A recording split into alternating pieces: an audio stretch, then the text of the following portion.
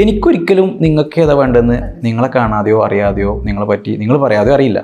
So suggest ചെയ്യണതിൻ്റെ അപ്പുറത്ത് തൊട്ട് നമുക്ക് ഇനി ചെയ്യാൻ പറ്റുന്നത് എന്താണെന്ന് വെച്ചാൽ, കിട്ടിയ സർട്ടിഫിക്കറ്റിൽ നമുക്ക് ഏറ്റവും കൂടുതൽ മാർക്ക് വന്നിരിക്കണേ എവിടെയാണ് നോക്കാം അല്ലേ. മാർക്ക് കിട്ടുന്നത് നമുക്ക് അവിടെ നല്ല ഷൈനിങ് ഉള്ളതുകൊണ്ടായിരിക്കും.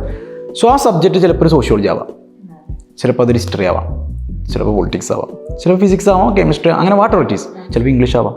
സോ അവർക്ക് കിട്ടി അതൊരു നല്ലൊരു പോയിൻ്റാണ്. നമ്മൾ സർട്ടിഫിക്കറ്റിൽ അത് നോക്കുക, മാർക്ക് കൂടുതൽ വന്നിരിക്കണേ എവിടെ നോക്കുക, അല്ലെങ്കിൽ ഏറ്റവും കൂടുതൽ മാർക്ക് വന്ന 2-3 സബ്ജക്റ്റ് നോക്കുക. അതിനൊക്കെ ഇപ്പോൾ വേണമെങ്കിൽ കുട്ടികൾ ഷോർട്ട് ലിസ്റ്റ് ചെയ്തോട്ടെ. എടുക്കുന്നത് അവരുടെ ഇഷ്ടപ്രകാരമാണ്. നമുക്കറിയാം നമ്മുടെ 10ാം ക്ലാസ് കഴിഞ്ഞ് +1 അലോട്ട്മെൻറ്റ് കിട്ടും. എങ്ങനെയാണ് നമുക്ക് NUSക്ക് ഇത്ര കുട്ടികൾ വന്നത്? +1 അലോട്ട്മെൻറ്റ് കിട്ടിയത് സയൻസിനാണ്, ആഗ്രഹം ഹ്യൂമാനിറ്റീസാണ്. കിട്ടിയത് സയൻസ് ആയതുകൊണ്ട് പോയി ചേർന്നു അടുത്തുള്ള സ്കൂളിൽ.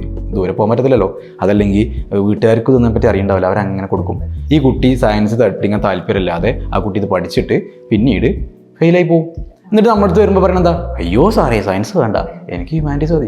അങ്ങനത്തെ ഒരു പ്രശ്നം ഇവിടെ ഉണ്ടാകാൻ പാടില്ല. സോ ഇവിടെ വരുമ്പോൾ എന്ത് ചെയ്യുക, അവർക്ക് ഇഷ്ടപ്പെട്ടത് എടുത്ത് പഠിക്കട്ടെ. നമ്മുടെ ബാച്ചിലെ സ്ട്രെങ്ത്തിൻ്റെ അപ്പുറത്തേക്ക് നമ്മൾ നോക്കേണ്ടത് എന്താണെന്ന് വെച്ചാൽ ആ കുട്ടിയുടെ അഭിരുചി. അപ്പോൾ അതെങ്ങനെ ചൂസ് ചെയ്യുക? അവരറിയണം ഏതൊക്കെ പേപ്പർ പഠിക്കണം, എന്തൊക്കെ കണ്ടന്റുകൾ പഠിക്കണം, ഇനി എന്തൊക്കെയാണ് ഇത് പഠിച്ചാൽ കിട്ടുന്ന ജോബ് ഓപ്പർച്യൂണിറ്റീസ്, അതെല്ലാം നമ്മുടെ ഈ ഫൗണ്ടേഷനിലുണ്ട്.